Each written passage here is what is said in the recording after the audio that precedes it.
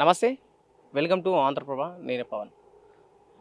బాలికలపైన అత్యాచారం కంటిన్యూగా బాలికలపైన అత్యాచారాలు జరుగుతున్నాయి. స్కూల్కి వెళ్ళే బాలిక నుంచి అటు ఆ పెళ్ళయి దాదాపు 60 ఏళ్ళ పెద్దవాళ్ళకు కూడా అత్యాచారాలు కంటిన్యూగా జరుగుతున్నాయి. ఎన్నిసార్లు పోలీసులు హెచ్చరించినా, ఎన్ని పోక్సో చట్టాలు వచ్చినా, ఎన్ని నిర్భయ చట్టాలు వచ్చినా సరే ఈ అత్యాచారాలని ఆగుతలేవు. ప్రధానంగా ఒకవైపు బాలికలు బయట వాళ్ళతోనే కాదు, ఇంట్లో వాళ్ళతో కూడా చాలా వరకు భయపడాల్సి వస్తుంది. ఈ మధ్య కాలంలో అంటే అటు 10వ తరగతి నుంచి ఇంటర్ కావచ్చు, లేదా డిగ్రీ చదివే ఎవరైతే బాలికలు ఉన్నారో ఎవరిని నమ్మాలా, మనం ఎవరిని నమ్మకూడదనే భయంలో ఇంకా బాలికలు ఉన్నారు. ఒకవైపు ఏదైతే వివిధ సంస్థల ఆర్గనైజేషన్స్ కావచ్చు, సంబంధించిన ఫెమినిస్టులు కావచ్చు, ఇటు చిన్న కౌన్సిలింగ్ ఇచ్చే డాక్టర్స్ కావచ్చు, ఎన్నిసార్లు చెప్పినా సరే చాలామంది వినట్లేదు. అటు ముసలోళ్ళు అంటే దాదాపు 50 ఏళ్ళ పైగున్న వాళ్ళు కూడా చిన్న చిన్న బాలికల్ని అత్యాచారం చేయడం జరుగుతుంది. దీనికి గల కారణాలు ఏంటి అని చాలామంది డాక్టర్స్ చెప్తూ వచ్చినా సరే ఎవరు కూడా వినట్లేదు. సో ప్రస్తుతం మనం ఇక్కడ ఆంధ్రప్రదేశ్లోని మంగళగిరిలో ఒక బాలికపై షేక్ రబీనా అనే ఒక బాలికపై అత్యాచారం జరగడం జరిగింది. దాంట్లో ప్రధానంగా ఉన్న ముగ్గురు అంటే బాలిక అక్కడ స్నేహితులతో అంటే స్కూల్ సమయం ముగించుకొని స్నేహితులతోని అక్కడ ముచ్చట పెడుతున్నప్పుడు సో అక్కడ నుంచి ఈ ముగ్గురు వ్యక్తులు ఎవరైతే ముగ్గురు వ్యక్తులు షేక్ ఖాదర్ పాషా కావచ్చు, షేక్ సలీమా, షేక్ కమల్ సాహెబ్ కావచ్చు, ఈ ముగ్గురు వ్యక్తులు బాలికను నమ్మించి ఆటోలో అటు మంగళగిరి బైపాస్ రోడ్డుకు సంబంధించి నిర్మానుష్య ప్రాంతం తీసుకెళ్ళి అత్యాచారం చేయడం జరిగింది.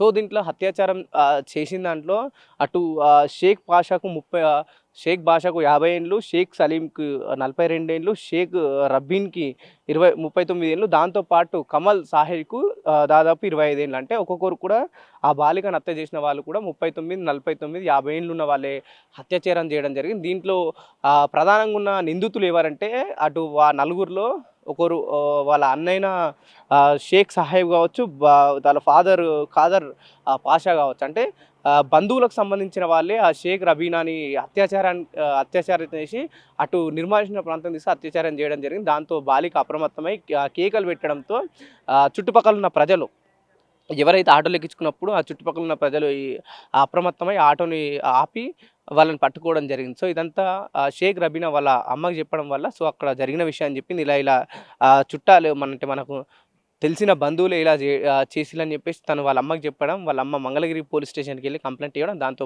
పూర్తిగా వాళ్ళపై పోక్సో చట్టాలు కూడా విధించడం జరిగింది. సో ఒకవైపు డాక్టర్స్ కావచ్చు, పోలీసులు ఎన్నిసార్లు హెచ్చరించినా సరే ఇట్లాంటి అత్యాచారాలు ఆగుతలేవు.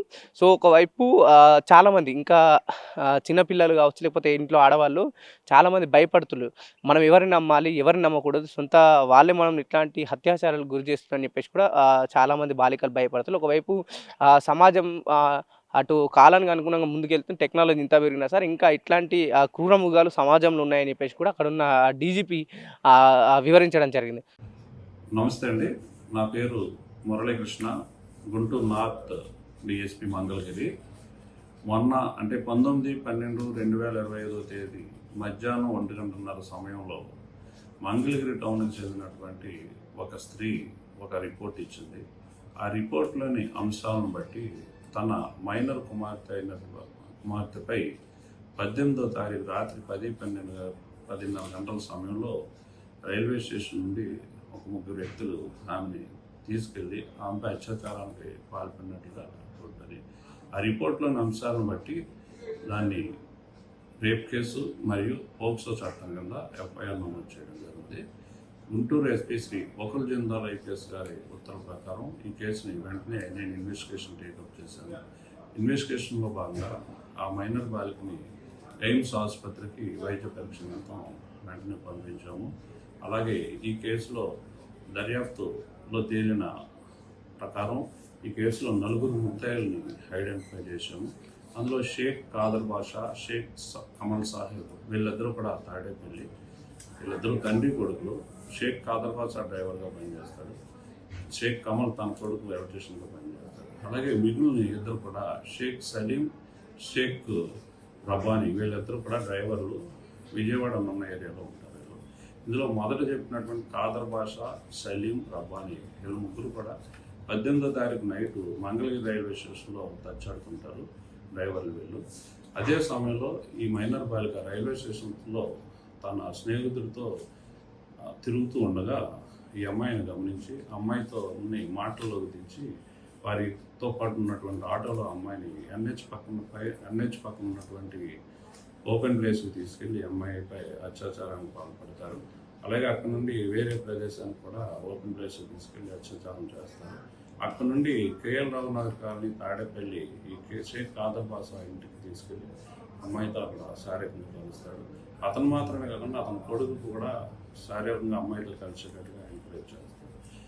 ఈ నలుగురిని కూడా అరెస్ట్ చేశాము. వీరిని ఈరోజు సాయంత్రం రిమాండ్కి పంపిస్తున్నాము. అలాగే వీళ్ళ మీద హిస్టరీ షీట్స్ కూడా ఓపెన్ చేయడం జరుగుతుంది.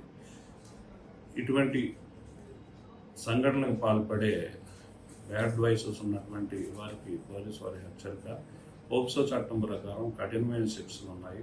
మైనర్ బాలికలతో శారీరకంగా కలిసిన వారి యొక్క శరీరాన్ని తాకిన వారి మీద ఎటువంటి టీజింగ్కి పాల్పడినా కూడా 20 సంవత్సరాల వరకు శిక్ష పెట్టడానికి అవకాశం ఉంది.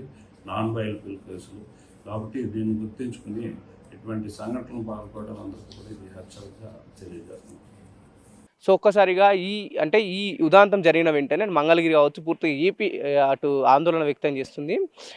సరే బయట వ్యక్తుల కన్నా ఇక్కడ ఇంట్లో వాళ్ళని నమ్మి మరి మోసపోయిందని చెప్పేసి కూడా బాలికని చాలామంది పరామర్శించడం జరుగుతుంది. సో అక్కడ నుంచి తన బాలికని అక్కడికి ఎవరైతే కౌన్సిలింగ్ తీసుకెళ్ళడం జరిగింది, సో అక్కడ అంటే డాక్టర్స్ కావచ్చు పోలీసులు వాళ్ళ పరిధిలో ఉంచుకొని ఆమెకు కౌన్సిలింగ్ ఇవ్వడం జరుగుతుంది. అలాగే వీళ్ళపైన ముగ్గురు ఎవరైతే కుమారుడైన 25 ఏళ్ళ కుమారుడు, ఒకరికి 39, ఒకరికి 49, మరొకరికి 50 ఏళ్ళ వ్యక్తులు అంటే దాదాపు ప్రధానంగా నలుగురు మొదట్లో ముగ్గురు హత్యాచారం చేసి అక్కడ వదిలేసి వెళ్ళడం జరిగింది. తర్వాత ఈ సలీమా అనే వ్యక్తి వచ్చేసి మళ్ళీ హత్యాచారం చేసి ఆటోలు తీసుకెళ్తున్న నేపథ్యంలో కూడా అక్కడ స్థానికులు గమనించి వాళ్ళు అప్రమత్తమై పోలీసులకు కూడా అప్పచెప్పడం జరిగింది. సో పూర్తిగా ప్రధాన వివరాలు అయితే ఇది వాళ్ళపైన ప్రస్తుతం పోలీసులు కేసు నమోదు చేసి పోక్సో చట్టం కింద కేసు నమోదు చేసి వాళ్ళని జైలుకు తరలించడం జరిగింది.